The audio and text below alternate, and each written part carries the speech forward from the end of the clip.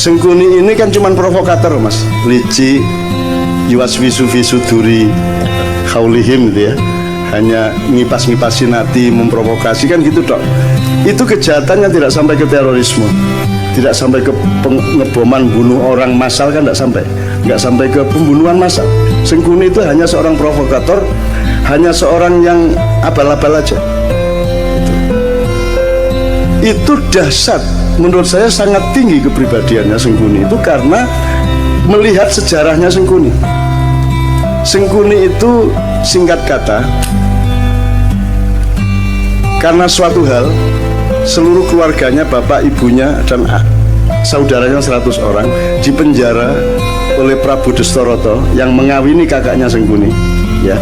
Dan setiap orang yang dipenjara dari 102 orang itu hanya dikasih sebutir nasi untuk makan sehari. Tidak mungkin mereka bisa bertahan hidup. Sebutir nasi untuk makan satu orang juga tidak kenyang, tidak akan bisa bertahan hidup. Maka singkat kata mereka berdiskusi, bapaknya ambil keputusan dan disetujui bahwa di antara 101 orang ini, 102 seharusnya, tapi yang satu kan jadi permaisurinya raja yang menghukum itu, yang wajahnya ditutup sepanjang hidupnya untuk protes kepada nasibnya dan seterusnya. Diambil keputusan bahwa harus ada yang hidup di antara 101 orang ini. Maka yang 100 orang merelakan untuk dimakan oleh yang satu. Jadi Sengkuni itu bertahun-tahun kerjanya adalah makan saudaranya. Pokoknya sekian tahun dia di penjara, dia makan adik-adiknya sebanyak 98 orang dan bapak ibunya sebanyak 2 orang. Jadi dia menjadi jahat karena dia pernah dipaksa makan untuk regenerasi ini. Ya, untuk regenerasi, untuk kehormatan keluarga, harus hidup. Maka cara satu-satunya untuk hidup adalah makan 98 adiknya, seperti Sumanto itu, tapi satu persatu.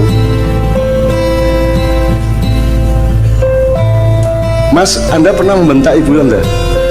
Kalau sampean sekali membentak ibu sampean stres enggak?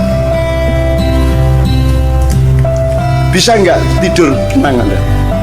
Merasa bersahnya luar biasa, baru membentak ibu. Ini makan ibunya, bapaknya dan adiknya 98 orang, terpaksa dia makan. Menurut Anda itu kejahatan apa penderitaan? Penderitaan.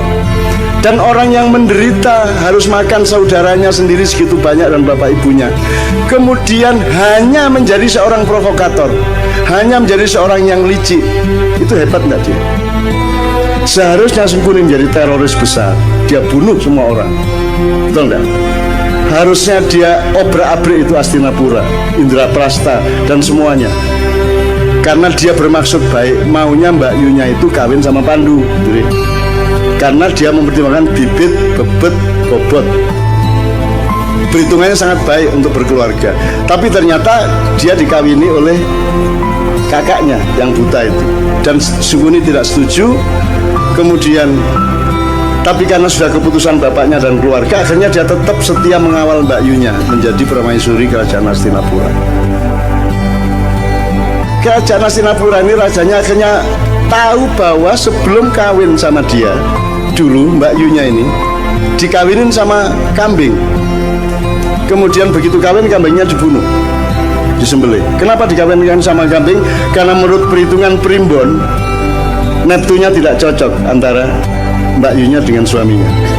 Untuk membatalkan hitungan angka tadi, ya, weton tadi, maka dia dijadikan janda, menjadi lain lagi hitungannya, menjadi sah, nggak apa-apa secara ilmu kriptologi namanya ya. Oke. Nah, marahlah suaminya, loh ternyata saya ini kawin sama janda kambing. Marah dia, ditangkap semua, bapaknya Sengkuni, ibunya Sengkuni, adik-adiknya Sengkuni, 101 orang dikasih makan cuma sebutir beras satu orang. Akhirnya singkat kata Sengkuni makan itu, dan kemudian dia menjadi seorang provokator, seorang yang licik, yang culas. Serakah enggak juga loh. Sengkuni korupsi Pak? Enggak. Dia cuman ngesir satu yang namanya minyak tala itu toh. Dia rebutan minyak tala, tumpah, terus dia bergulung-gulung sehingga dia sakti, dia tidak bisa ditembus oleh senjata apapun karena badannya sudah berlumuran minyak tala, minyak kehidupan gitu ya. Bagaimana dia bisa mati? Semar yang ngasih tahu kepada Bima, mau Bima, iku biyen pas gulung-gulung dek lengo tolo iku silite gak kena. Jadi gulung-gulung kan tetep anusnya kan tidak kena mas, yang kena bokong itu ya, minyaknya tidak sampai masuk. Nah itu kan tidak kebal. Akhirnya sama Bima pakai kuku pancanaga disogok silite cet mate deh. Gitu. Nah teman-teman sekalian, saya yang pertanyaannya sederhana. Kalian ini pemimpin-pemimpin Indonesia ini, yang mana yang tidak sengkuni? Terus kalian ini menjadi sengkuni atas penderitaan apa? Kamu pernah susah apa hidupmu? Kamu pernah tidak makan? Kamu pernah makan ibumu? Kamu pernah menderita sampai seperti itu? Kamu itu atas nama penderitaan yang bagaimana sehingga kamu jahat kepada rakyat itu? Apa alasan sejarahmu?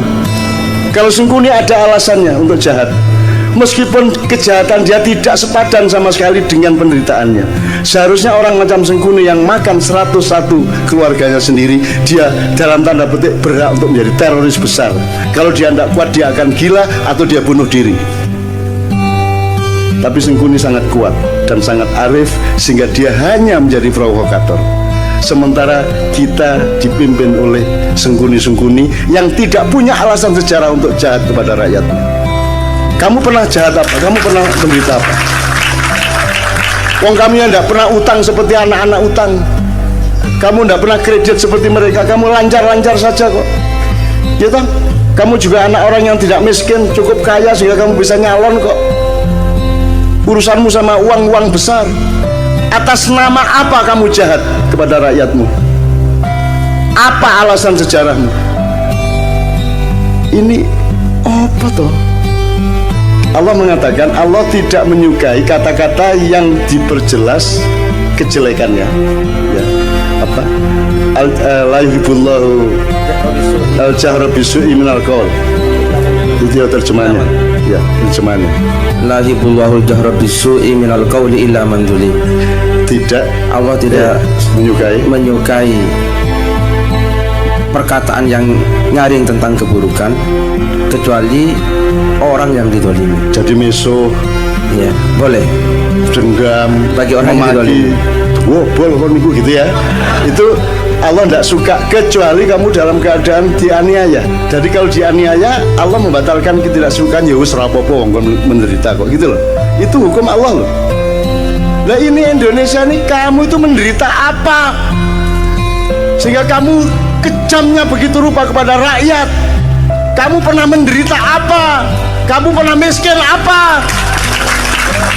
Karena kamu pernah puasa kayak apa? Kamu pernah tirakat apa? Kamu lancar-lancar semua kok. Kamu bisa membayar miliaran kok jadi pejabat. Apa alasanmu untuk jahat kepada rakyat?